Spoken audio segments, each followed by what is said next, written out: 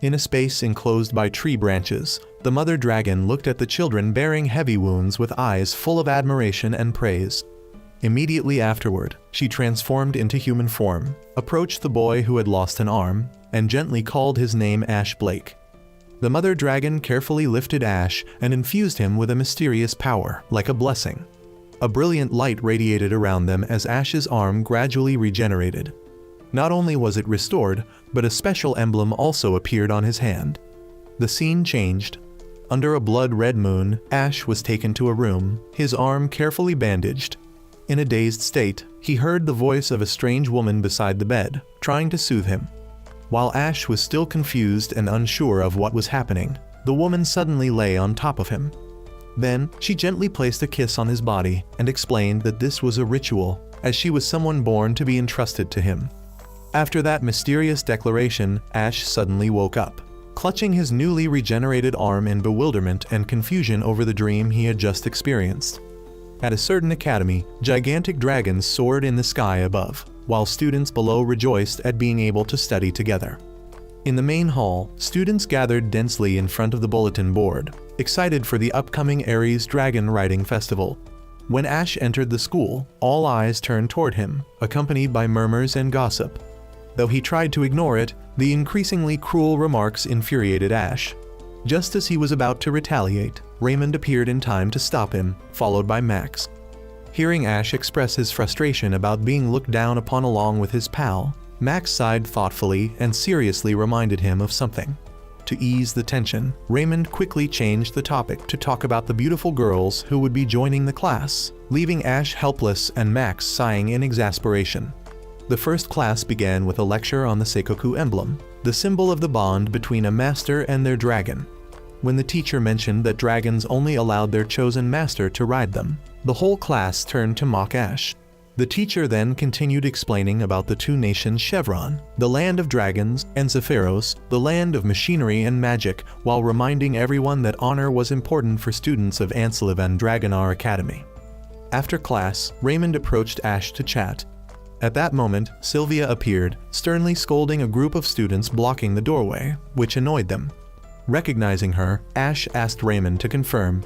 Raymond softly replied and explained that Sylvia Lautremont was the fourth daughter of the Night Empire, famous for her academic excellence but shunned due to her royal demeanor.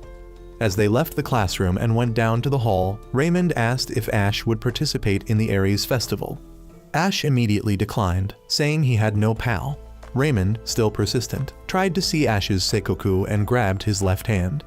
Ash quickly pulled it back and gave a vague response. Just then, Student Council President Rebecca Randall entered, causing the entire student body to rush toward her in excitement.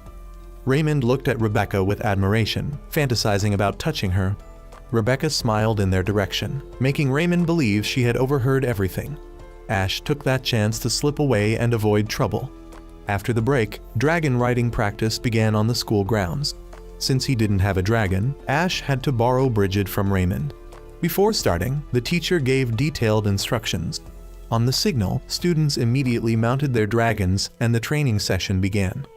The dragons charged fiercely at one another in battle. Sylvia, controlling Lancelot, launched relentless attacks.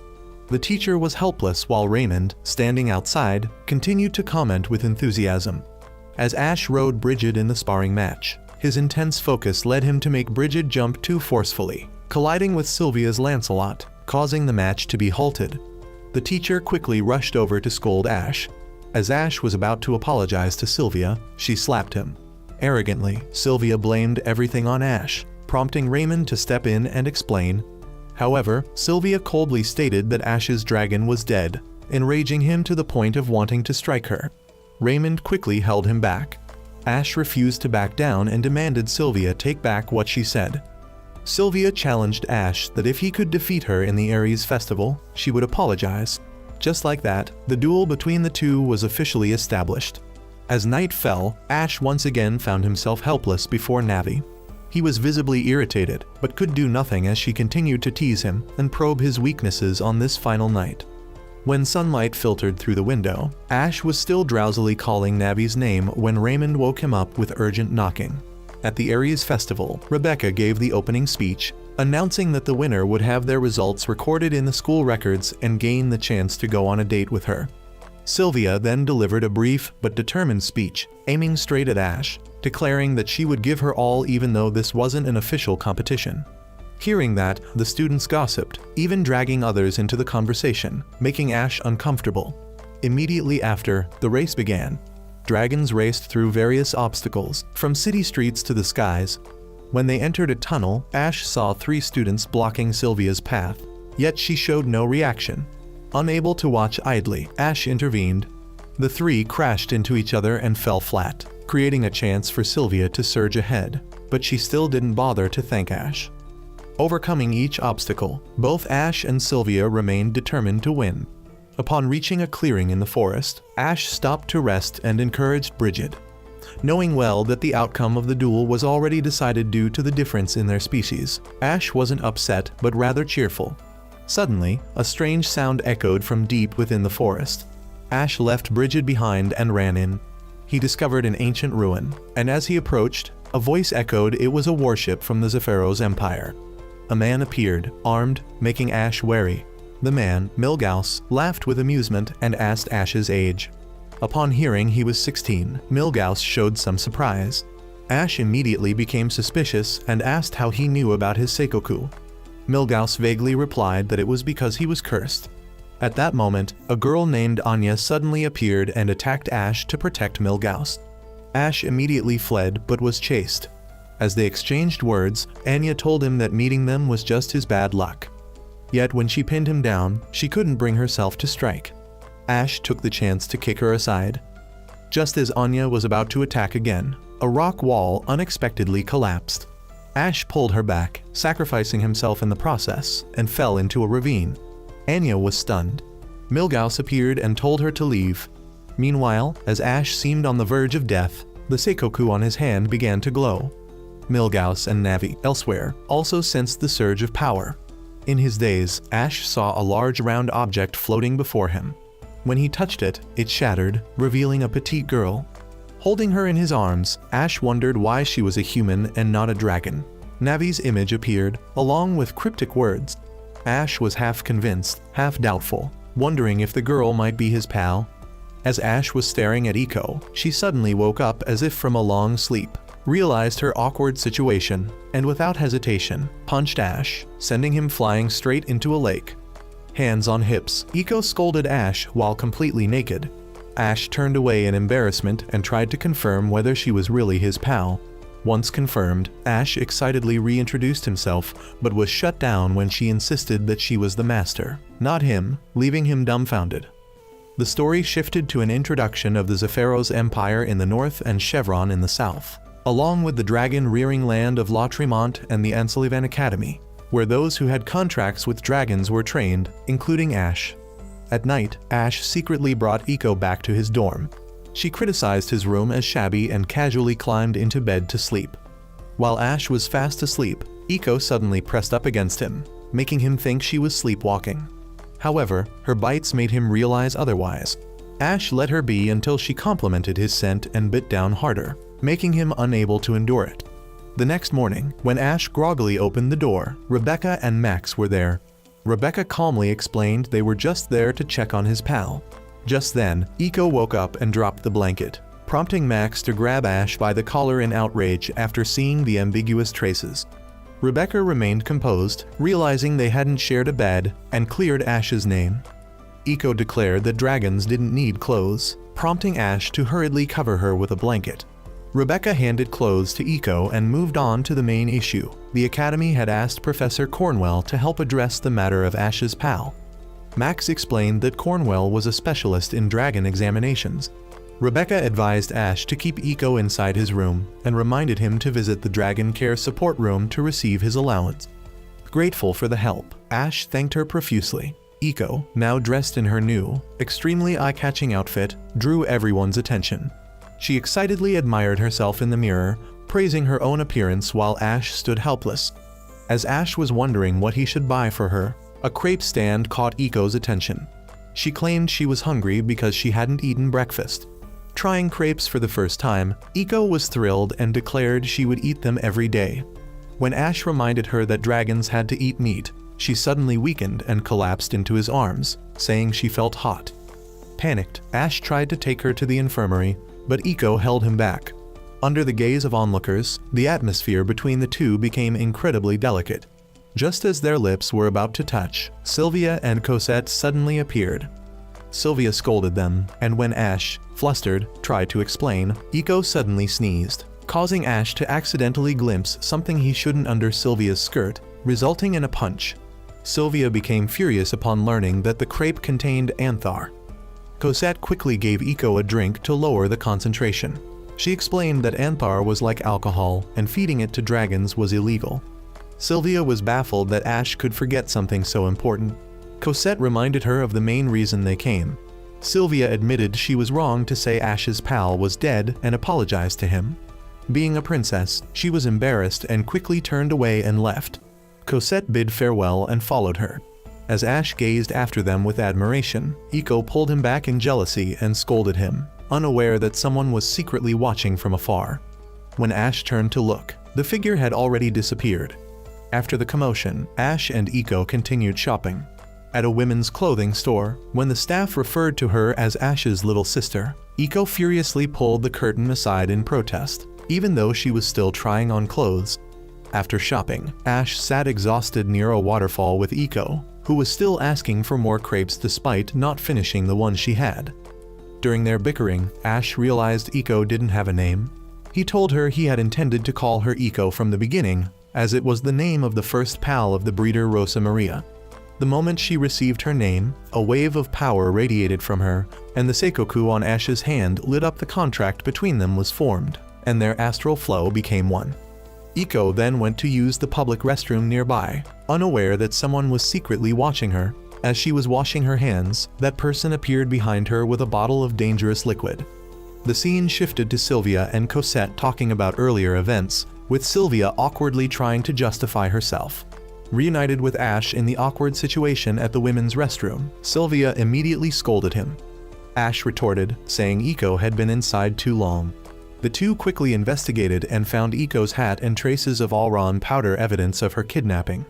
Ash recalled a strange sensation earlier and linked it to Milgauss and Anya. Sylvia deduced Ash's intention to search for Iko and tried to stop him. For the first time, Ash used his Seikoku to activate the astral flow under Sylvia's guidance. When he focused on Iko, the mark glowed and created a trail of blue butterflies that led the way to where she was being held.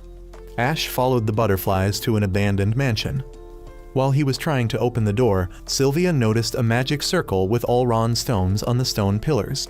Once Ash managed to open the door, they hurried inside, unaware that the stones had begun to glow. Meanwhile, in a laboratory, Iko awoke bound tightly.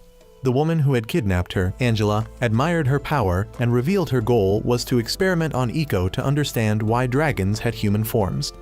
Angela was surprised to find Iko more intelligent than other dragons and decided to dissect her body. Just in time, Ash and the others arrived. Sylvia broke down the iron door, forcing Angela to stop. Furious, Ash demanded an explanation. Angela calmly replied she was acting under the Academy's orders. Sylvia recognized who she was, and Ash, recalling Rebecca's words, muttered in disbelief. Angela explained her reasons, but Ash refused to accept them and demanded she return Iko.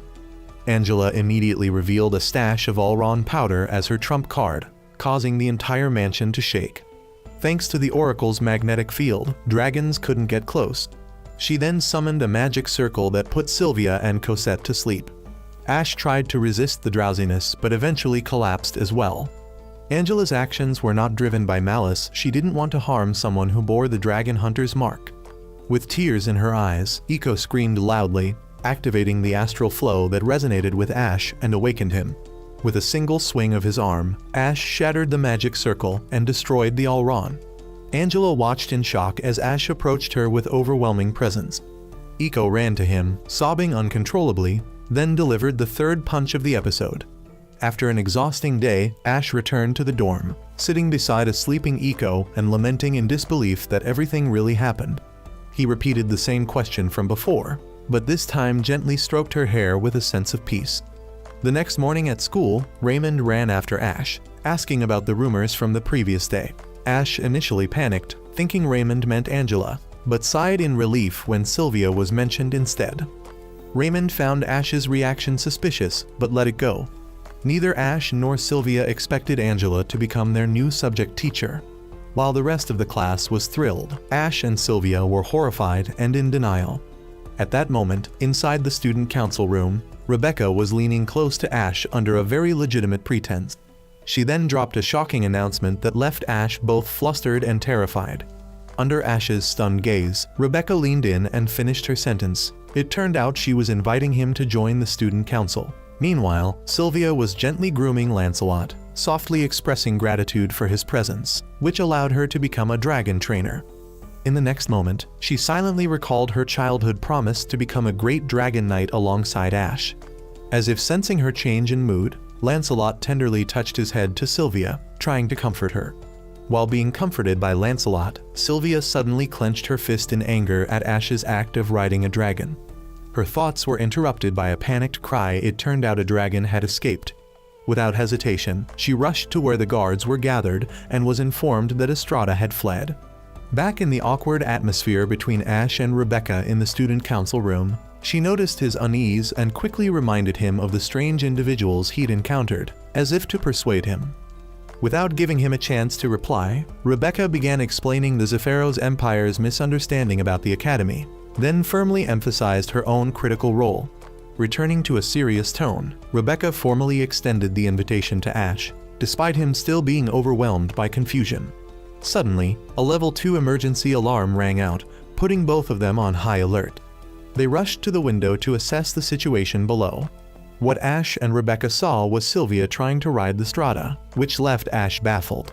Rebecca calmly explained that Sylvia couldn't stand losing and wanted to outdo Ash at all costs. Just as she finished her sentence, she opened the window and leapt out. At the same time, she summoned Chulain and unlocked the arch armor it produced. Meanwhile, in the park, Eiko was happily eating pancakes. At the same time, Ash was still reminiscing about Sylvia's heartbreak after Rebecca successfully subdued Strada. Seeing Ash spacing out, Eiko's expression darkened. She angrily yanked his ear, making him cry out in pain and beg for mercy. Suddenly, she became curious about a crowd gathering around the statue of the hero Durham. Ash quickly explained to Eiko the story behind the statue's past. Their playful scene was caught by Anya's eyes, who watched from a distance, worried about how she would explain everything to Milgauss. Next, Rebecca brought Ash, Sylvia, and Eiko to the Dragon's Claw Tavern to discuss the idea of going on a date during the Dragon Racing Festival. On Anya's side, while she was lost in thought, Milgauss kept asking about the current situation in the city. While expressing his amazement at how peaceful the place was, he pulled out a magic sword and summoned Necromantia. Its appearance immediately alerted Eiko that something was wrong. The citizens of the city grew terrified and kept fleeing in panic at the overwhelming power of Necromantia. Without hesitation, Ash's group rushed over and discovered that its flesh was rotting. The terrifying destructive power of the creature left Sylvia stunned, falling back onto the ground. With boundless courage, Eiko dashed forward and directly confronted Necromantia. In Ash's eyes, filled with surprise and worry, the creature released its tentacles that tightly wrapped around her, and with immense strength, Necromantia tore off several pieces of Eiko's clothing. Right after that, with a single blow, it nearly destroyed the entire city. Fortunately, Rebecca managed to transform in time with her arch gear and blocked Necromantia's attack. She summoned her legendary spear and threw it straight at the creature. The spear didn't betray Ash's hopes and pierced directly into Necromantia's head. But unfortunately for Rebecca, in the blink of an eye, it regenerated and launched another attack at her. Realizing the situation was going badly, Rebecca quickly blocked the strike and ordered Ash to take Sylvia and get out of there. Hearing this, Ash immediately ran over, shouting loudly to Sylvia as if trying to wake her from her overwhelming fear. Seeing her cowardice, Ash slapped Sylvia on behalf of everyone to bring her back to her senses. It seemed the slap worked. He instantly requested Lancelot to get close to Necromantia and save Eiko, who had been swallowed. Sylvia didn't think twice and summoned Lancelot just as Ash hoped. Inside Necromantia, Eiko was still being tightly bound and tormented by its tentacles. A moment later, she woke up dazed, seeing Navi calmly sitting above and introducing herself. Navi then waved her hand to show Iko the dire situation Ash was in as he tried to tame Necromantia. Navi's face remained composed as she waited for Iko to realize that the most important thing right now was to create a properly fitting arch gear for Ash. At the same time, outside the battle, Ash was still struggling to fight with unwavering belief that Iko was still alive. Hearing his determined voice, Iko became increasingly fired up, and in the blink of an eye, she created a complete arch gear with all the necessary accessories and magic. In that perilous moment, Iko handed the arch gear to Ash, who immediately synchronized with Lancelot and Sylvia with remarkable coordination. Inside the building, Milgauss already knew he would lose this fight, but he calmly turned his back and walked away, having obtained some interesting information. Up in the sky, Ash now skillfully rode atop Necromantia. Fulfilling its final wish, he immediately summoned the Holy Sword and delivered a finishing blow to Necromantia. As soon as it was destroyed, both Ash and Iko fell freely through the sky, but the two of them cheerfully held hands, feeling as if they had come to understand each other better. The dark power lingering in the sky slowly dispersed, revealing a breathtaking evening sunset. Back at the student council office, Rebecca quickly invited Ash and Sylvia to join the student council, and both accepted. After that, she kissed each of them on the cheek as part of the induction ritual, and raised her glass to begin the welcome party for the new members. At Rebecca's call, everyone in the council raised their glasses and shouted out their cheers. In a dark forest, Sylvia, injured in the leg, was sitting beneath a large tree. A boy about her age appeared. Ash looked at the wound on her leg and said that with an injury like that, she should give up on trying to find the mother dragon. However, the girl needed a pal to become stronger and said she wouldn't give up. Ash said he would carry her, and the two of them would go find the mother dragon together. That was Sylvia's memory. Back then, she had just turned 7 during the orphan era, when the dragon mother was the one who granted pals to mankind. Sylvia was curious what that friend looked like now. Scene shifts to Ash's dormitory. Iko was sleeping soundly on the bed, while Ash had just fallen over a pile of clutter on the floor. He saw a stuffed dragon and picked it up. Ash looked pensive, but couldn't remember anything about it. At school, Student Council President Rebecca introduced 3 new members of the Anseliven Dragonar Academy Student Council. The first to speak was Sylvia, an executive committee member. As a newcomer, she expected to make mistakes and hoped to learn from everyone. Next was the most troublesome student of the academy, Ash, who was in charge of general affairs. He admitted he wasn't sure how he could help, but said he would do his best. Finally, there was Iko, the humanoid dragon girl, Ash's pal. Cosette had dressed her in a dazzling dress, and she looked adorable as she stepped out to greet everyone. Iko raised her hands in a claw-like gesture and let out a cute roar, making everyone burst into laughter. A little later, in the school hallway, Iko blushed and denounced the act of making a dragon a public laughingstock as unforgivable. Ash stepped in to explain that Cosette only wanted to help, and people laughed because they found her lovable, not to mock her. His first task as a student council member was to remove all flyers posted on bulletin boards without permission. Iko reached up to take one down and sternly warned that he was only allowed to follow her orders, no one else's. She looked at the flyer in her hand, curious who was the Silver Knight. Ash explained that the Silver Knight was a legendary hero in the novel Holy Dragon Knight, the one who defeated the Necromantia and saved the city. Iko was surprised wasn't this Ash's fan club? Ash scratched his head and laughed sheepishly. Scene shifts to somewhere outside. A horse galloped at full speed. Overhead, a dragon-shaped airship fired deadly cannon shells, attacking fleeing bandits below. One of the bandits spotted a human figure in the distance and quickly warned his comrades it was the Iron Blood Valkyrie. She had long blonde hair and cold blue eyes, and she immediately charged forward. Seeing this, the bandit ordered his men to shoot her down. However, with lightning-fast footwork, the Iron Blood Valkyrie dodged everything with ease. Holding a massive sword in hand, she declared she would eliminate the vermin bandits causing chaos in the nation. Just a few swings of her sword, and she had completed the mission. Back at school, in the classroom, Raymond came to pat Iko on the head and complimented how beautiful she looked in the dress. At the mention of it, Iko got angry and punched Raymond hard in the face. Just then, Jessica walked in and introduced herself as the president of the Silver Knight fan club, with Lynette beside her as vice president. Jessica explained that since they hadn't met the Silver Knight yet, They had come to gather more information about their idol. She asked if anyone in this class had seen the hero who defeated the Necromantia. Sylvia stood up and told them to leave, since class was about to start speaking as a student council executive committee member. Jessica laughed condescendingly, disregarding Sylvia's authority and assuming she didn't understand her grand ambition. Sylvia couldn't comprehend what she was talking about. Then Jessica revealed her ambition to have a child with the Silver Knight. This shocking statement left Ash and Sylvia speechless and drove Iko into a fit of rage. Fortunately, there was still one sane person in the fan club. Lynette pushed up her glasses and criticized that declaration as a violation of the club's sacred rule of innocence, honesty, and cuteness. Jessica immediately retracted her statement and was forgiven by Lynette.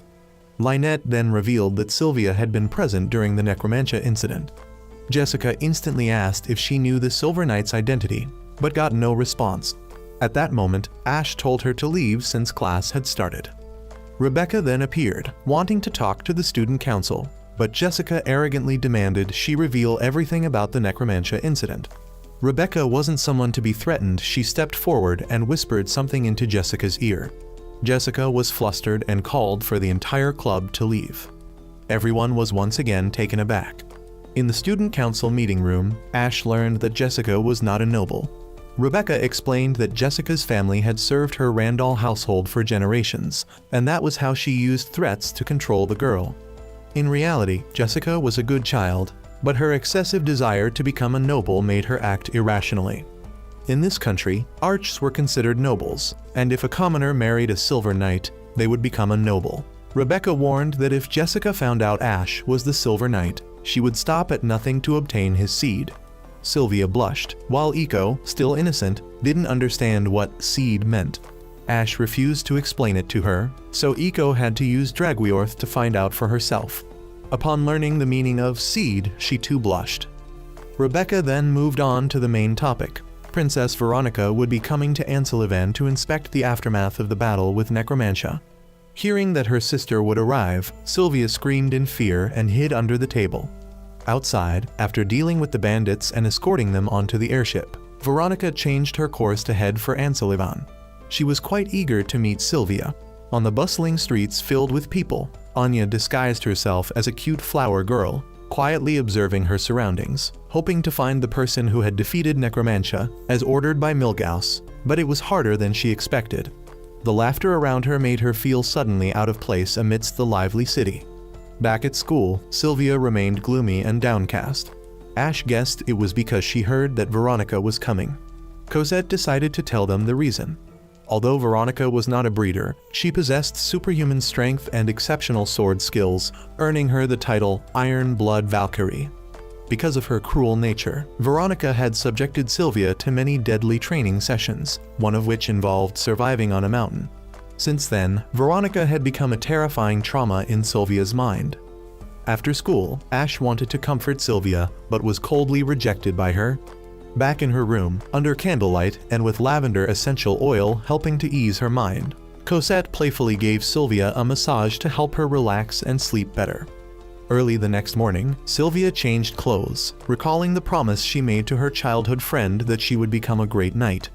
At the castle gates, everyone respectfully waited for the arrival of the Grand Princess Veronica. Ash told Iko to behave, promising to buy her a crepe if she did. Just when he thought Sylvia wouldn't come, she suddenly appeared, saying she was fine, and joined the welcoming lineup for Veronica. The Sylvanus airship, Veronica's personal warship, appeared in the sky. It ran on the energy of Millennium, a fossil of a 1,000-year-old dragon. As the warship landed, everyone respectfully greeted Veronica. Grand Princess Veronica stepped off the warship and immediately searched for Sylvia. Sylvia stepped out to greet her and walked up to her older sister. Although it had been a long time since they met, Veronica angrily accused Sylvia of deceiving her and struck at her. Sylvia swiftly dodged, smiling as she removed her mask. It turned out to be Cosette in disguise. At that moment, the real Sylvia hurried over to pay her respects. Seeing her sister's stern expression, Sylvia trembled with fear. Veronica punished her sister right in front of everyone, slashing her sword down and tearing Sylvia's uniform. Sylvia, ashamed and humiliated, crouched down to cover her body, while Veronica verbally insulted and belittled her. Cosette quickly rushed over to cover Sylvia with a coat. Ash couldn't take it anymore and spoke up, questioning whether publicly disgracing one's family was the behavior of a true knight. However, Veronica realized that Ash was Ash Blake and immediately ordered Glenn to take him with her. The scene shifted to a ruined house on a mountain where Anya was writing a letter when a boy rushed in to report bad news. The Iron Blood Valkyrie had arrived in Anselivan, and the people of Tantalos had entered the city seeking revenge. Anya hurriedly descended the mountain to stop them. Back aboard the Sylvanus, Ash was dressed in a servant's outfit. Primrose introduced herself as the person in charge of training him. However, Primrose was so clumsy that she couldn't even handle her own tasks, let alone teach Ash. After a grueling training session, Ash collapsed on the table from exhaustion and discovered several books about legendary dragon knights, so he casually picked one up to read. At the school dormitory, Sylvia placed her slashed uniform on the bed, her sister's scolding still echoing in her head. Meanwhile, Ash was focused on reading a book when he accidentally bumped into Primrose's overflowing fruit tray, causing him to blush and apologize awkwardly. Primrose informed him that Veronica wanted to meet with him. However, before seeing the Grand Princess, Ash needed to undress, as the meeting place was a hot spring built inside the Sylvanus warship. Primrose demonstrated first, standing completely naked in front of him, then signaled the other maids to step forward and strip Ash of his clothes. At the same time, Rebecca and Professor Angela, both wrapped in towels, were also on their way to meet Veronica. Ash was unable to resist the maids, and his last piece of clothing was tossed away. In the massive bath, Veronica inquired about the necromantia incident. Rebecca speculated that it might have been orchestrated by the Empire. Professor Angela explained that it was a monster created through a fusion of magic and alchemy. Veronica believed it to be a conspiracy by Zephyros, though there was no solid proof. At this moment, Ash wondered why he had to be there, but Veronica offered no explanation. Eiko was floating around, intoxicated by the Anthar, enjoying the bath. Veronica felt disappointed that this unimpressive duo was the one who defeated necromantia. Just then, Sylvia entered, surprised to see Ash and Student Council President Rebecca, while Primrose cheerfully greeted her younger sister Cosette. The two sisters then tended to the drunken Eiko together. Veronica announced that she had decided to arrange Sylvia's engagement. Since Julius had been executed for dragon slaying after inheriting the throne, the royal family currently had no successor, and Veronica herself only focused on military affairs, so she decided to betroth Sylvia to Glenn Maguire, one of her knights. However, Sylvia's dream was to become an arch-dragonar alongside Lancelot. Veronica considered that dream foolish, especially in light of the necromantia event. Ash couldn't hold back and defended Sylvia, saying that without her Lancelot, he wouldn't have been able to defeat necromantia. He didn't understand why Veronica judged Sylvia's strength without even seeing it. Smiling, Veronica said there would be a competition tomorrow, and that she hoped Sylvia could prove what her dream was worth. The next morning, in the vast arena, enormous dragons were ready for the tournament. From the observation deck, Eiko wanted to go down and play but couldn't. She blamed herself for being born in such a form. Veronica comforted her, saying that one day she would discover the reason. Down in the arena, the whistle blew to signal the start of the match. A ball was tossed into the air. Sylvia, riding Lancelot, caught the ball and broke through the opposing defense. But just as she was about to score, a giant red dragon stole the ball, and the opposing team scored first. The next round played out similarly. Sylvia led the charge, but was unable to overcome the swift and sudden attack from the red dragon, Tulane. In the end, both Lancelot and Sylvia were knocked down. When she came to, Sylvia found herself in her room, carried back by Ash. She felt deeply frustrated over her loss. At that moment, Rebecca knocked and entered, bringing a guest, Glenn. He had come on Veronica's orders to visit Sylvia. He informed her that Veronica would be visiting the city the next day, but Sylvia was not allowed to accompany her. Instead, she had to go to Valeria Church alone to pray and repent. Before Glenn left, Sylvia asked if he truly wanted to marry her. However, Glenn said he would simply follow Veronica's orders. Ash, feeling indignant for his friend, stepped up to question Glenn's attitude. But to Glenn, Veronica's commands were absolute. Even if she ordered him to die, he would obey. Glenn also reminded Ash to know his place and stop being so arrogant. Sylvia realized that Glenn had changed since Julius's execution for dragon slaying. Veronica had taken Glenn in because she had the power to control a knight as skilled as him. Rebecca then informed Ash that the student council would convene the next morning to discuss the royal observation event. Sylvia was not invited because she was still injured. The next morning, Ash went to the student council meeting room and was suddenly tackled by Eiko.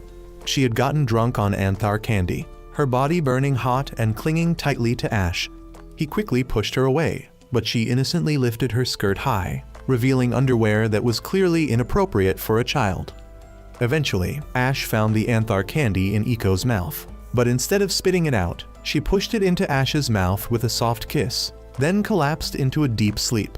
The one who had given Eiko the candy turned out to be Rebecca. There were only 3 people in the room: Ash, Max, and Rebecca, and the student council president declared that they would follow Veronica. 5 years ago, the Mountain Lord had tried to assassinate Veronica but failed, and afterward disappeared without a trace. This time, the one they needed to watch out for was Avocha, a high-level wanted criminal. The next day, while the townspeople were busy repairing the city, Veronica arrived. Eiko was upset because her favorite crepe shop had been destroyed. Ash said he might borrow her arch and promised to buy her lots of crepes.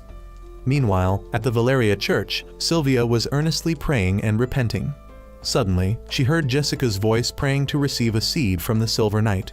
Sylvia criticized her, saying that Saint Valeria was a guardian of justice, not a patron saint of pregnancy. As the two argued, the church ceiling exploded terrorists and a large dragon descended, and standing on the dragon's back was none other than Avocha, the high-level wanted criminal. Previous scenes flashed back, explaining why Sylvia was at the church and why Avocha was there too. A black smoke column rose from one of the buildings, drawing the attention of many passers-by, including Ash and Veronica's group. Glenn, standing beside Veronica, turned and spoke to her in a tone as if affirming her return. As he finished speaking, she turned away, trying to leave, but Ash stopped her, blurting out something about the princess possibly being there. But Veronica's gaze gave him the true answer. The scene shifted to the Sylvanus ship, where a signal from Valeria Church came through Avocha had appeared on screen. Even Ash was surprised by this reappearance. Avocha and Veronica exchanged words, but then Avocha presented them with a shocking sight. Jessica was tied up, wearing only underwear, with a pitiful expression on her face. A bomb had been placed right under her feet. And that wasn't all. Avocha had captured a whole group of people to use as hostages to threaten Veronica's group. Veronica's gaze toward Avocha turned ice cold. Before leaving, Avocha left behind a highly provocative message for Veronica. While others were terrified, Veronica saw it only as meaningless nonsense. Given the situation, she said, they could simply use Sylvanus to blow up the church. Hearing this made Ash visibly panicked. At the church, Avocha had her guards stationed carefully to avoid any slip-ups that could become a danger. Among the hostages was Sylvia, who looked toward Jessica with great worry. Thinking back on Jessica's words and actions, Sylvia felt conflicted. It should have been her hanging there, not Jessica. Next to Sylvia was also Anya, who considered standing up to help but ultimately couldn't act. Suddenly, the sound of a crying baby startled Anya, and she forced a smile to calm the child. Meanwhile, on the Sylvanus, the talk of Veronica opening fire caused alarm, but Rebecca quickly intervened. She had a solution and whispered it to Veronica. Next, Ash was shown approaching the church alone. Rebecca's words echoed this was part of their plan to rescue the hostages. Ash would act as a distraction to buy time for infiltration. Before leaving, he had even asked Eiko to make him a set of arch. Returning to the present, Ash requested to enter the church for negotiations and was led inside by Avocha's soldiers. He was brought before Avocha, but instead of hearing soft negotiations, he uttered words that further terrified the hostages. What truly stunned Ash was Avocha's desire to see Veronica suffer from being separated from her loved ones. At this moment, Eiko was trying her best to make an Archa suit for Ash, while behind her, Navi appeared with a nonchalant face and teased her. However, it seemed creating an Archa suit capable of suppressing a nuclear bomb was proving extremely difficult. While Ash was talking with Avdocha, the crying of the baby in Anya's arms caught Avdocha's attention, and she asked Anya to prepare food for her dragon. Ash stepped forward to stop her, but was restrained by the soldiers behind. In front of Anya now was the image of herself about to be made a sacrifice to the dragon. Suddenly, someone stepped in front of her, causing even Jessica to panic. It turned out to be Sylvia. In response to Avdacha's interrogation, Sylvia revealed her royal identity, and everything that had happened was recorded by a device attached to Ash and transmitted to Veronica, though Veronica dismissed it as foolish when she saw it. Avdacha approached, her eyes gleaming with excitement upon seeing that Sylvia, Veronica's younger sister, had stepped up to protect the people, and now wished to die with honor like a knight. Seeing Sylvia's resolve, Avdacha gave a clean slash not to kill her, but to shred every piece of clothing on her body, not even sparing her underwear. Sylvia was left completely naked in front of everyone, which nearly broke her down and made her collapse. At that moment, images from her past resurfaced, mockery and ridicule from both her relatives and friends, all of whom saw her as arrogant just because she was of noble lineage. Just as Avdacha had said, once stripped of royal garments, Sylvia was no different from an ordinary woman. But instead of drowning in these negative memories, Sylvia stood up, taking Avdacha's words as encouragement, and the previous slash as something that shattered the coward within her. It was as if she was reborn into a new person, which greatly surprised everyone present. While Avdacha was still stunned, Glenn and Rebecca emerged from underground, standing in front of Sylvia and the captives as if to protect them. The two immediately struck first, with powerful and decisive attacks that brought down Avdacha's soldiers, even forcing her to retreat. Seeing this, Ash broke free from the soldiers' restraint and rushed forward, only to be stopped by Avdacha's blade. Behind her stood the dragon.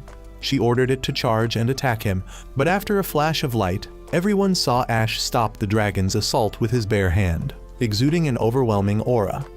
Thanks to the armor Eiko had managed to create just in time, Ash quickly defeated the dragon.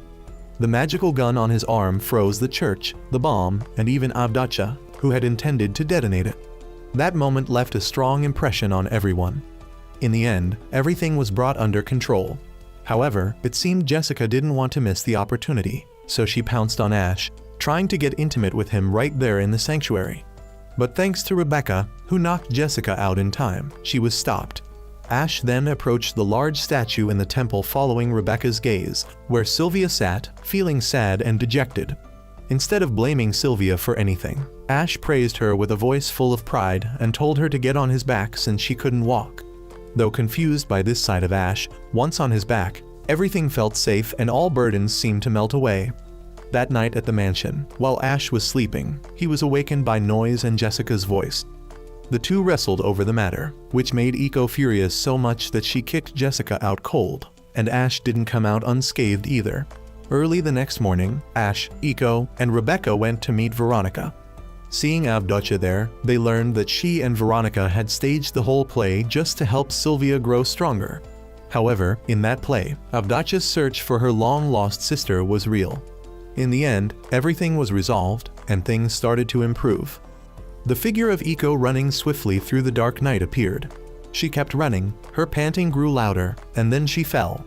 Tentacles of unknown origin appeared and tightly wrapped around Eiko, and eerie eyes stared at her, as if observing her every move. In the end, she was mercilessly entangled. It turned out to be just a dream, and Eiko woke up in panic from it. Her heavy breathing echoed clearly in the silent room, and furthermore, she realized there was something at her feet. Immediately, she went into the bathroom, then returned to her bed and stood frozen there.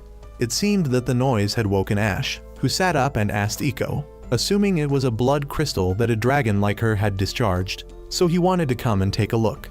But it seemed Eiko was embarrassed about something and firmly refused to let Ash get close. Due to his persistence, she eventually let him see it.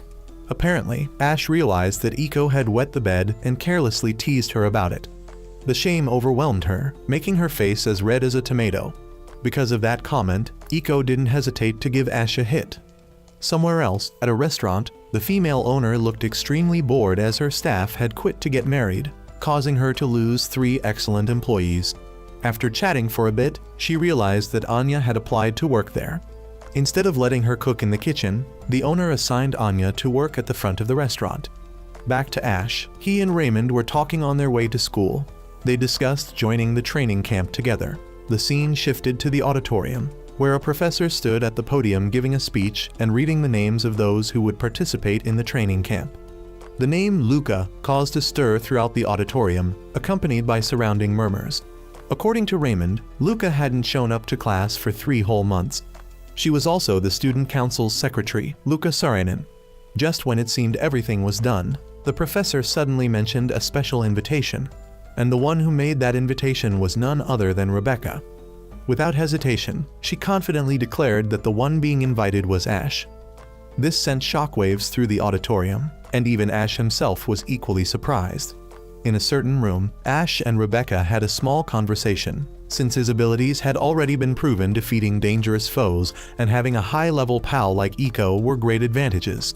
Their entire conversation was secretly eavesdropped on by Jessica and Sylvia, but because Max had urgent news to report, he barged in and exposed the 2 girls for listening in. It turned out there had been a fire somewhere, so they immediately rushed to the room in question. There, they found a coffin with someone lying peacefully inside. Thinking the girl in the coffin had died, Jessica jumped up in worry, but suddenly the girl sat up as if nothing had happened. It turned out the smoke was from incense, and the girl apologized to everyone for the misunderstanding. After a series of questions, it was revealed that the girl was Luca Saarinen, the one the professor had mentioned earlier in the auditorium, as confirmed by Rebecca. Furthermore, Rebecca introduced more about Luca's elven race and their extraordinary abilities in potion making. The girl was also the one who broke Rebecca's record and became the youngest dragon tamer ever. However, a problem had arisen. Luca hadn't been able to ride her dragon, Gawain, for the past 3 months. It was also revealed that if the astral flow between Luca and Gawain didn't function, the dragon's life would be in danger. Elsewhere, Iko had finished washing her blanket, but while feeling cheerful, she remembered the terrifying image from last night's dream and tore the blanket apart. On Ash's side, he seemed to be pondering what Rebecca had said earlier about Luca and Gawain. As for Anya, though she was taking a bath, her thoughts were still on Ash, causing her to slip and fall when she dropped the soap on the bathroom floor. Seeing herself looking beautiful in her new work uniform in the mirror cheered Anya up a bit. Back with Ash, he carried a bag that also contained food he brought home for Iko. The moment he called her name, she suddenly rushed over and hugged him tightly. While watching Iko eat, he was startled to see her sobbing and shedding tears.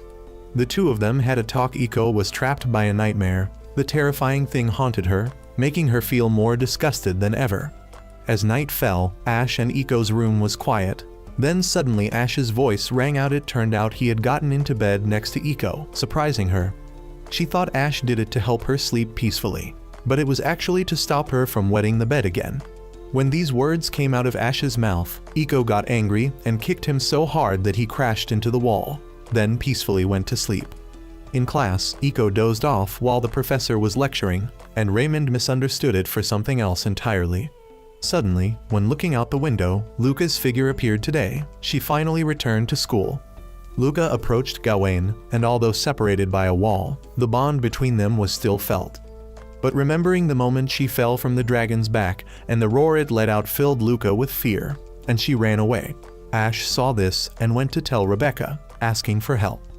Since he had experienced something similar to Luca's current situation, Ash understood it well and wanted to help her. Rebecca told him there was a way, but the danger level was extremely high. Ash had to ride Gawain like he once did with Necromancia in order to sense its emotions.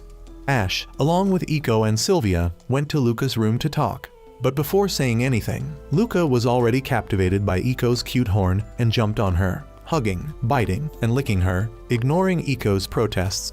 Eventually, Ash managed to speak, asking Luca to go to Gawain's dragon stable where Rebecca was waiting for her. Right after that, Luca boldly changed clothes right in front of Ash and the others. Rebecca wanted Luca to approach Gawain once more, but due to her fear from last time, she tried to run away. Rebecca stopped her. In the end, Ash received permission and approached Gawain, wearing the arch armor made by Iko. What he wanted was to understand why Gawain didn't want Luca to ride him. But as he got closer, Gawain's roar and anger overwhelmed him. A single tail swipe destroyed the dragon stable. At that moment, it seemed Gawain had flown away, but thanks to Rebecca's warning, Ash realized it was right above him, preparing to strike with the terrifying power of a dragon. Gawain attacked, destroying Ash's defensive armor. His vision started to blur amid everyone's worry. That night, Ash sorrowfully apologized for being unable to help Luca and Gawain. Rebecca thought the upcoming training session would be a good chance to uncover the truth.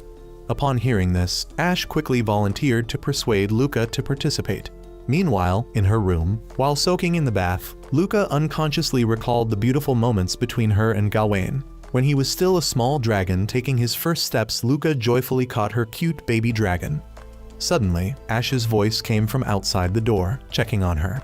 A little later, Luca invited Ash and Iko into her room and served them tea. Ash apologized for not being able to understand Gawain's emotions. When he noticed Luca falling silent, he quickly changed the topic to the upcoming training.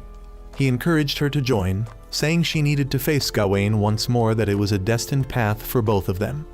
The quiet atmosphere between Ash and Luca annoyed Iko. She flipped the tea table in frustration. She pointed at Luca and accused her of being weak and cowardly. Her harsh words made Ash try to stop her, only to be scolded by Iko as well.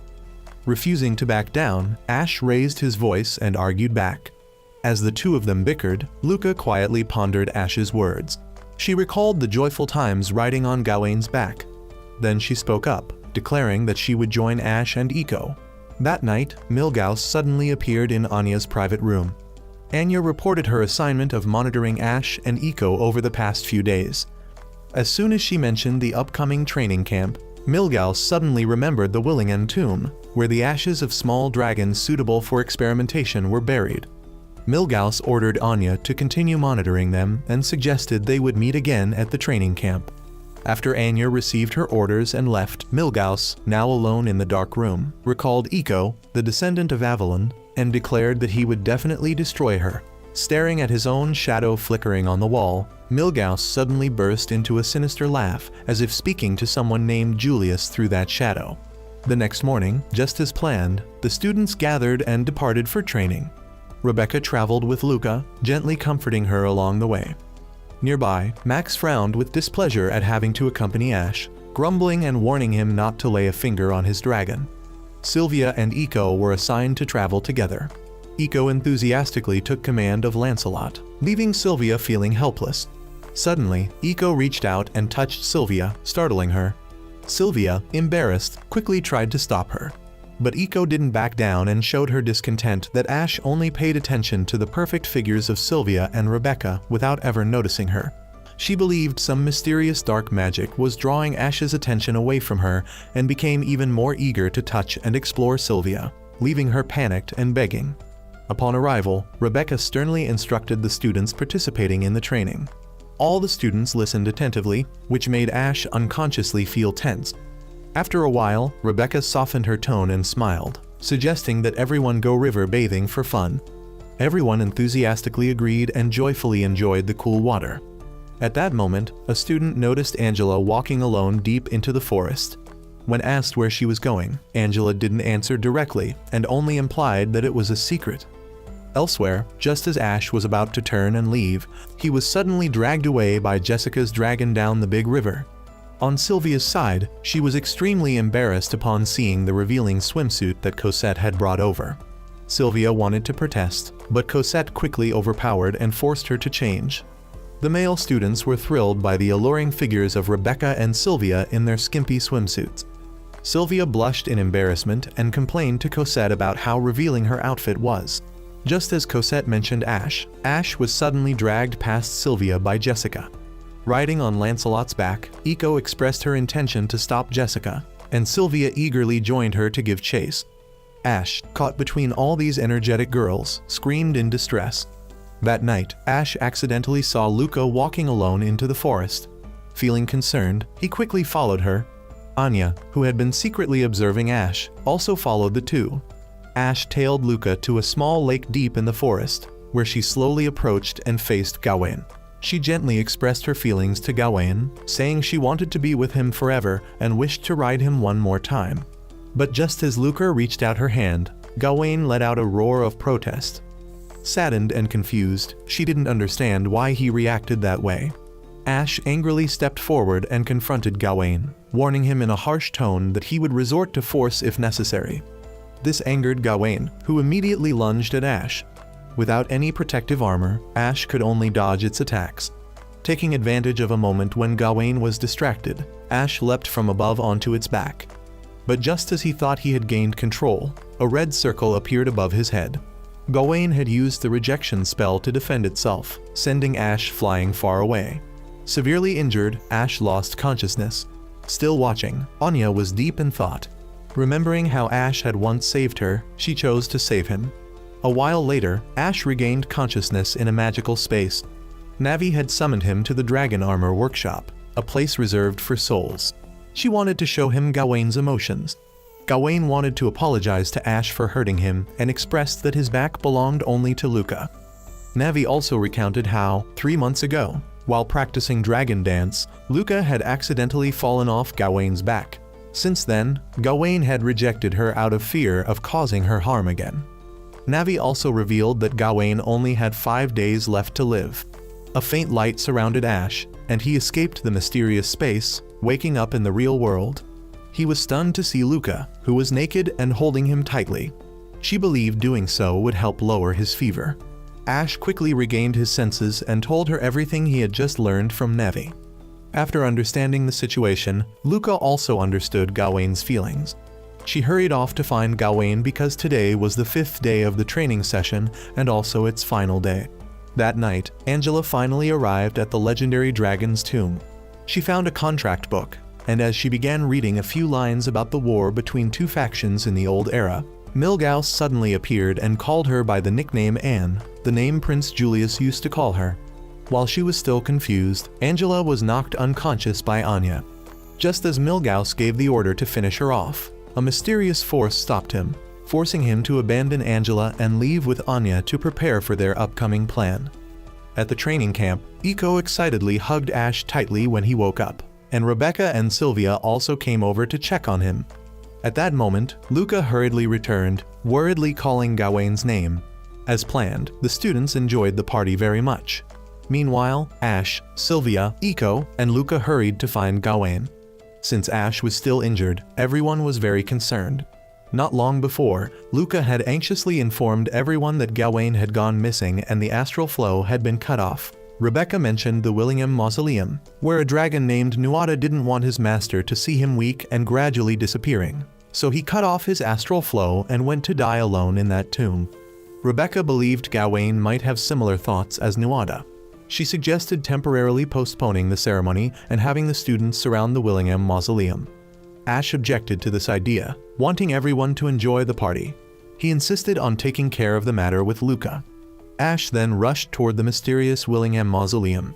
From above, Milgauss spotted Lancelot's figure and summoned something sinister. Ash and the others finally arrived at the tomb's entrance. A violent earthquake struck, alarming everyone. Strange clouds appeared above their heads, and a sense of dread made Iko increasingly anxious. Suddenly, the tomb's gate opened, and cruel red eyes stared at them. At the party, the students also noticed the strange scene in the distance. Sylvia was caught by filthy tentacles crawling all over her body. Thanks to Lancelot, Sylvia managed to escape. They were all shocked as the vicious dragons approached the training camp.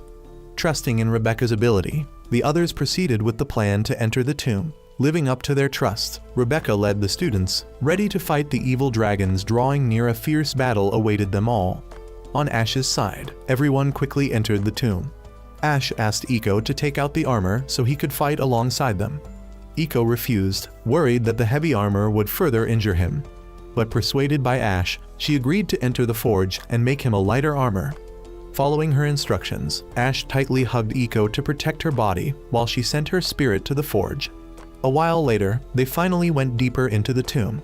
Lancelot suddenly stopped, confusing Sylvia. Milgauss appeared, leaving everyone stunned. Sylvia sternly declared in the name of royalty that she would destroy him, but Milgauss only laughed, infuriating her.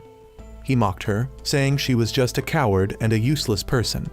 Milgauss called her Sylvie, triggering memories of her beloved older brother who had been taken away for violating taboos, Prince Julius. Milgauss then turned his attention to Ash and the Avalon princess, Iko, prompting Ash to angrily question him. But Milgauss didn't answer and instead explained in detail about the massive dragon that had just awakened Nuada, now ferocious, his eyes blood red, glaring directly at them. At the Dragon Armor Workshop, Iko cautiously faced Navi. Iko wanted to borrow one of Navi's armor samples to remake it, as she didn't have enough time to create a new one.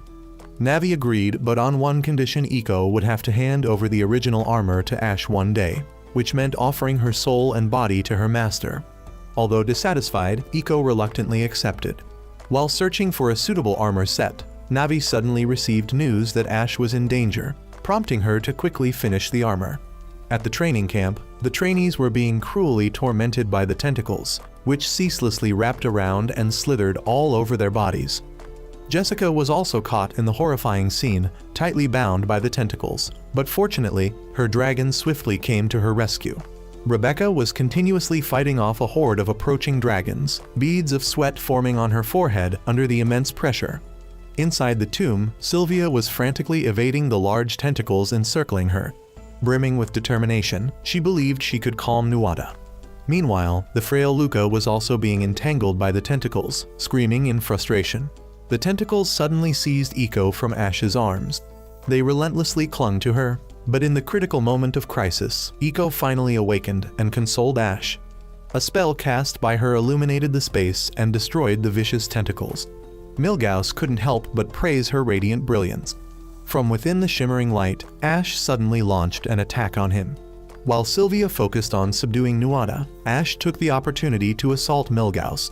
Utilizing the magic of petrification from his armor, he tried to immobilize the ferocious dragons surrounding Milgauss.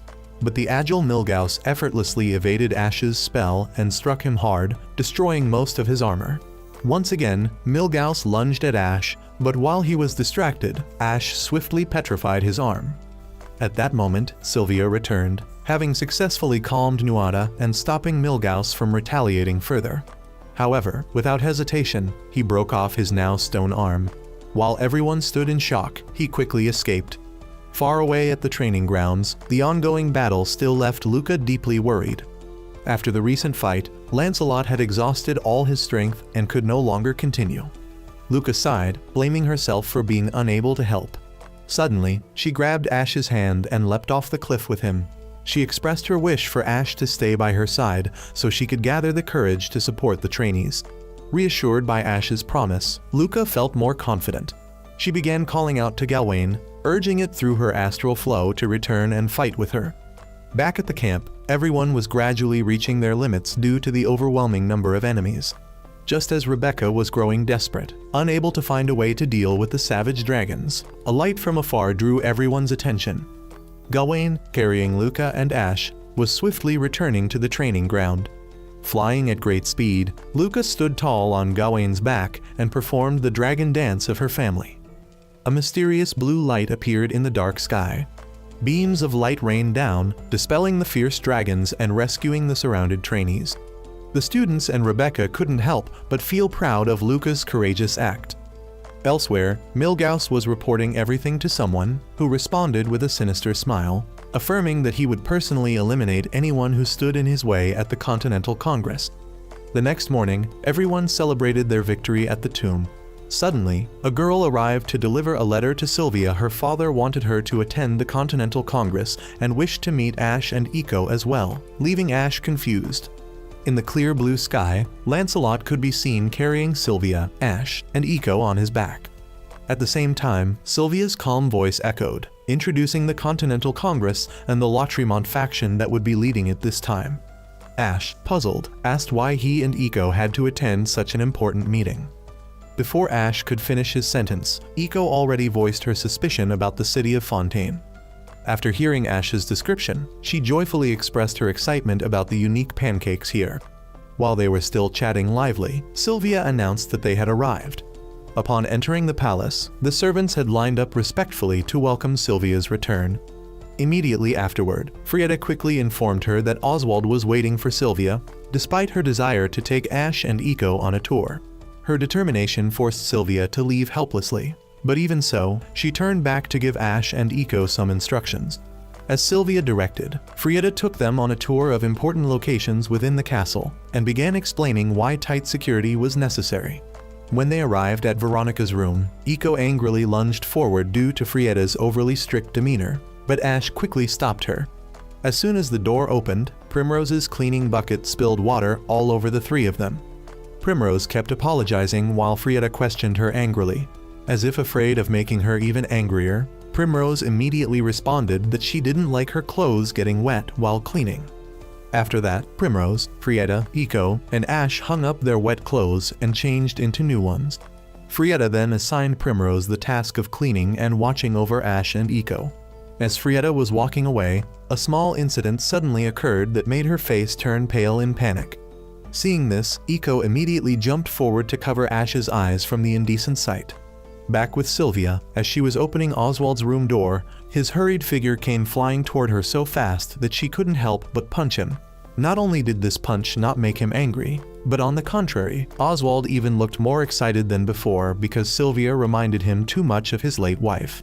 In the blink of an eye, the two were sitting at the table having a serious conversation about the upcoming parliament.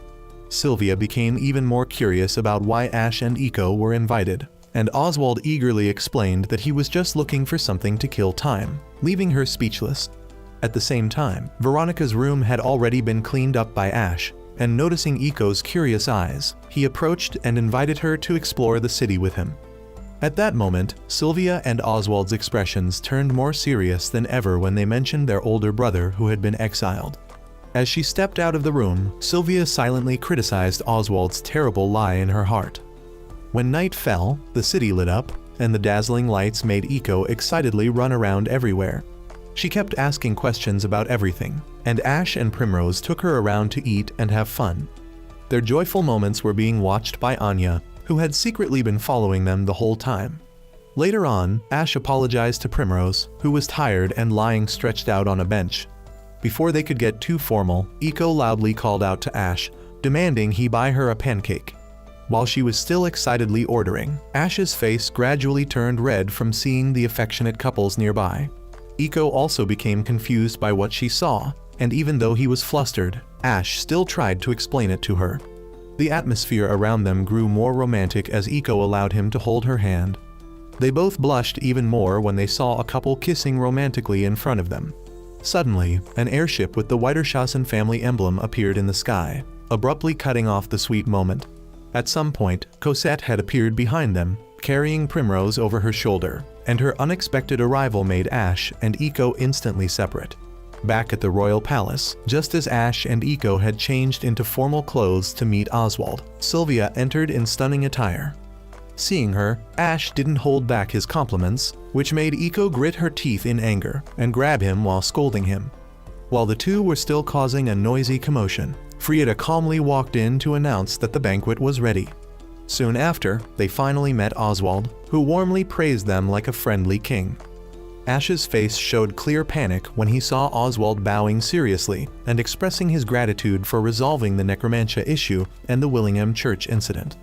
Before Ash could even recover, Oswald announced that from this day onward, Ash would become a Dragonar, shocking everyone and leaving their mouths agape.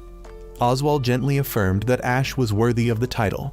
In the next moment, he took the sword from Frieda and solemnly bestowed the title of Dragonar upon him. Sylvia, who had been observing nearby, suddenly blushed at the thought that Ash might now be able to marry someone of noble lineage. After they moved into the dinner banquet hall, Oswald calmly answered Sylvia's question about why the Zephyros Empire did not attend the Congress. He then became more enthusiastic when Ash and Iko agreed to attend the masquerade ball the following evening. In just 1 second, Oswald's tone shifted dramatically as he interrogated Ash about his relationship with Sylvia. Seeing Ash deny it without hesitation, Sylvia turned away in embarrassment and frustration, refusing to even glance at him. The scene then shifts to the Weiterschassen base, where Anya excitedly ran over the moment she saw that Milgauss was still healthy.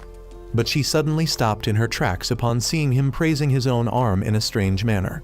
In the vast space, Klaus's refined voice suddenly echoed as he recounted Milgauss's past, answering all of Anya's questions. Under her astonished gaze, Klaus slowly activated the Yggdrasil magic device and revealed that its testing would begin tomorrow. Hearing the calculating tone in Milgauss's voice, Anya repeated her question in confusion and was informed by Klaus that she needed to kidnap Iko for the experiment. In her bedroom, Sylvia suddenly had a nightmare of necromantia attacking. It seemed this dream made her realize that the dragon was once her exiled brother's dragon. On her way somewhere, Sylvia was blocked by Veronica, Glenn, and Avdotya. Veronica immediately realized that Sylvia's goal was to search for the remains of her brother's dragon. Just as Sylvia suspected, someone had stolen the remains of dragons from across the country. This news from Veronica only strengthened her suspicion that Milgauss was in fact her exiled brother. As if afraid Glenn and Veronica wouldn't believe her, she went on to recount all the clues she had gathered. Veronica immediately instructed Sylvia to keep this secret, as it concerned the survival of the Lautréamont kingdom. Because her clothes were dirty, Cosette persuaded Sylvia to bathe, and she also joined her at the communal lake. To help relieve stress, Cosette brought along shampoo and body wash and offered to massage Sylvia's front. In the dressing room, Primrose helped Eiko try on clothes, but the young dragon girl wasn't satisfied with any of them. In his room, Ash was feeling down, not knowing what to wear, when Sylvia knocked and entered. She just walked in and quietly sat on the bed beside Ash, with neither saying a word. Eventually, Ash had to speak up and ask if she came for something, breaking the awkward silence. After thinking for a bit, Sylvia decided to share her worries with Ash. Meanwhile, in the dressing room, Eiko had tried on dozens of outfits, but still wasn't satisfied with a single one. Primrose burst into tears over Eiko's pickiness. Eiko wouldn't be happy until she found an outfit that made her look more beautiful than Sylvia.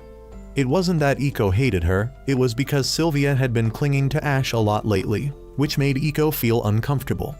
Primrose explained to Eiko that she was a dragon and Ash was human one day. He would fall in love with a girl, get married, and have children. These words haunted Eiko's mind, and she immediately ran off in distress. Back in Ash's room, he was told that Milgauss was actually Prince Julius. The Emperor couldn't accept this truth calmly. Sylvia recalled how he acted, the stolen remains, what Milgauss said at Willingham Cemetery, and the first necromancia. All of it was evidence. But she didn't know what to do now that she knew her brother was still alive. Ash comforted her by sharing his own story. His father left when his little sister was born. He thought about it a lot and once asked his mother, who promised to tell him when he was older. In short, Ash advised Sylvia not to overthink and instead to go ask directly. Just as the atmosphere between the two had slightly improved, thunder suddenly rumbled loudly outside. Sylvia screamed in fear and clung tightly to Ash, and the two of them fell onto the bed. Seeing that there was no more thunder and lightning, Ash sat up and tried to remove Sylvia from himself, but her weight caused her to fall back onto the bed. Her button popped open, revealing the dragon crest between her ample breasts. Ash blushed and didn't dare do anything beyond pickleball. Sylvia nervously whispered something like giving him the green light, so Ash leaned down. But nothing happened because someone knocked on the door. Cosette announced that the ceremonial outfit for the princess was ready, and upon hearing that, Sylvia immediately left Ash's room. At that moment, in the garden, Eiko was running in the rain. She had known what Primrose said long ago, but her heart still ached every time she thought about it. Eiko tripped and fell face first, crying in heartbreak under the rain. Inside the castle, Ash anxiously searched for Eiko but couldn't find her. Outside, Eiko had lost her way and ended up in front of an old, crumbling structure. There, she unexpectedly saw Anya and a group of Tantalos people disguised and infiltrating the castle. Just then, Primrose also ran outside searching for Eiko, and she alerted Anya, who was holding a gun. Eiko called out to stop Primrose and revealed her own position. Inside the castle, Ash found Cosette and informed her that Eiko and Primrose had gone missing. Cosette reassured him to attend the ball as planned, while she and the servants would split up to search. The ball began on time, with everyone dressed glamorously and wearing masks, the hall bustling with people. But Ash stood alone on the balcony. Sylvia came to comfort him, saying Cosette would quickly find Eiko and Primrose. Suddenly, Ash saw Milgauss walking with Klaus and intended to stop them from attending the party. However, Sylvia stopped him. In the spaceship, Anya stood under the shower, remembering what had happened. At that time, Eiko had struck down 3 of Anya's subordinates and even charged at her. With no other option, she had fired her gun.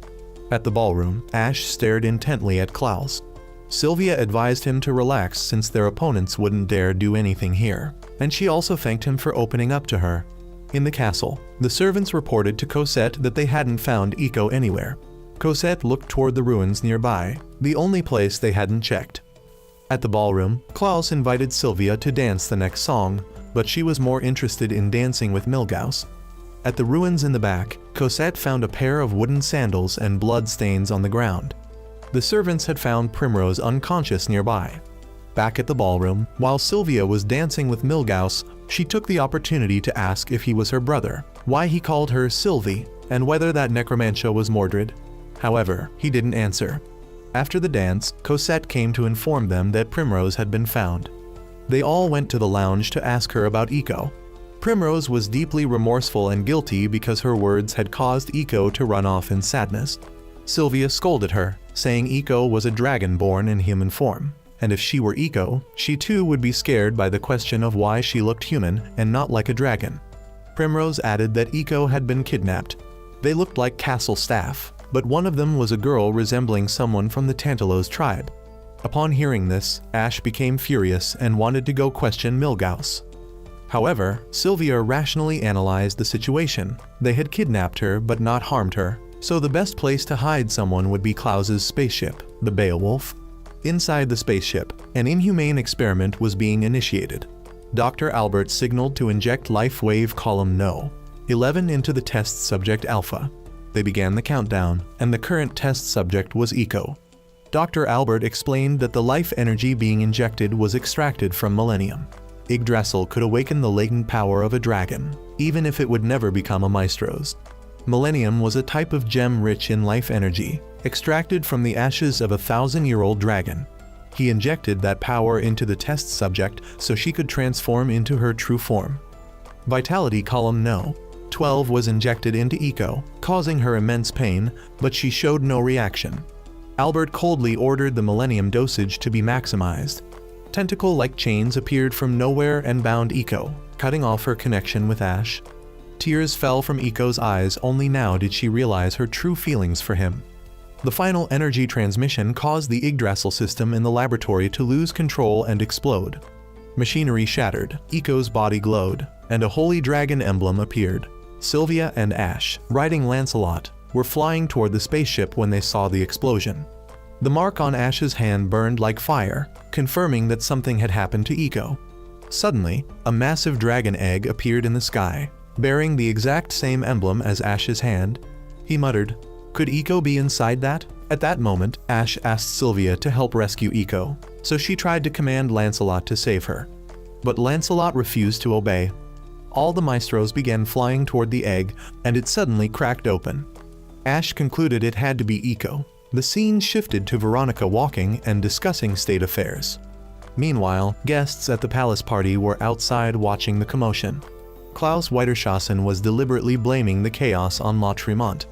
As the dragon advanced, people began fleeing in panic. Veronica then encountered Julius, who revealed that he was no longer himself, but someone else inhabiting Julius Pal's body, the true heir to the Shadow Kingdom of Nehelenia, who had long fought against the Avalon Empire. The two bloodlines had split from the wise dragon King Imbiok. Julius had discovered Mordred's existence, who had taken his shadow and haunted him. Mordred revealed his ambition to turn humans into pets and prey. At that time, Julius had made a pact with the forbidden rules of dragon slaying. Glenn, furious, attacked Mordred, believing he was the true cause of everything, and that they had wrongly accused Julius. However, they were no match for him. Mordred walked toward the dragon and exited Julius's body. Veronica rushed to stop him but was engulfed in darkness. Inside, she was stripped down like a naked chicken and humiliated like a slave doll. Just before losing herself, she unexpectedly saw Julius again. He reminded her that Mordred was now controlling Eco. Glenn also arrived to remind them of something. On Ash's side, he was calling out to Eco. She had been taken over by Mordred and transformed into another form. Navi sat upright inside her as Mordred's eerie voice echoed, asking if she was Dragways, and demanding she hand over her vast knowledge. If Mordred could merge with Navi, he would be fully reborn as the Dark King. Navi refused because she didn't want to become like Nehelenia. She supported the princess and the Knights of Avalon, and praised Ash for being far superior to Mordred. Enraged, Mordred summoned his tentacles to attack Navi. The scene shifted outside. Eco was rising into the air. Ash rushed forward to save her, but Sylvia stopped him. By now, Veronica had come out with Julius and Glenn, explaining that this wasn't Milgauss but Julius. Julius stepped up and presented a plan. First, they had to force Mordred out of Eco's body. As long as Navi kept resisting him, Mordred couldn't fully resurrect, giving them a chance to bring Eiko back. Julius knew this because Mordred had gained his memories, and he had regained Mordred's as well. Julius explained that he had obtained the airship by manipulating Veronica, who had a shameful secret she couldn't reveal to others, so she reluctantly lent him the ship and promised to let him log out after they returned. Meanwhile, Ash was closing in on Eiko. At that moment, Ash was approaching Eiko. Sensing a threat, Eiko's body immediately fired a beam of light toward Ash. Julius, piloting the ship, skillfully evaded the blasts. Meanwhile, Navi was battling against the enemy by summoning chains to restrain him. Ash continued to rush toward Eiko, who was currently trapped inside a cage. Navi appeared before her and approached to share a portion of the knowledge she possessed. Then, Navi showed Eiko an image of Ash desperately trying to reach her and save her. Eiko was deeply moved and determined to save Ash. Navi, pleased with her resolve, released the cage and told her that what Eiko needed to do now as the Princess of Avalon was to create an ark for Ash. Outside, Eiko's body, now under Mordred's control, was making it nearly impossible for Ash to approach. He had fallen, but fortunately, Luca arrived just in time to rescue him. Everyone else soon followed and decided to work together to help Ash reach Eiko's body. After attacking Mordred, they signaled Luca to charge in close, allowing Ash to leap forward. Sensing Ash's approach, Mordred fired a beam at him, sending Ash into another dimension. There, Eiko appeared and grabbed his hand. Eiko finally succeeded in creating the ark to save Ash. Though it wasn't fully complete, it saved him at the critical moment. Ash quickly summoned Excalibur. Mordred launched another attack, but Ash effortlessly blocked it. Advancing forward, Ash slashed off the horns on Mordred's head, making him cry out in pain.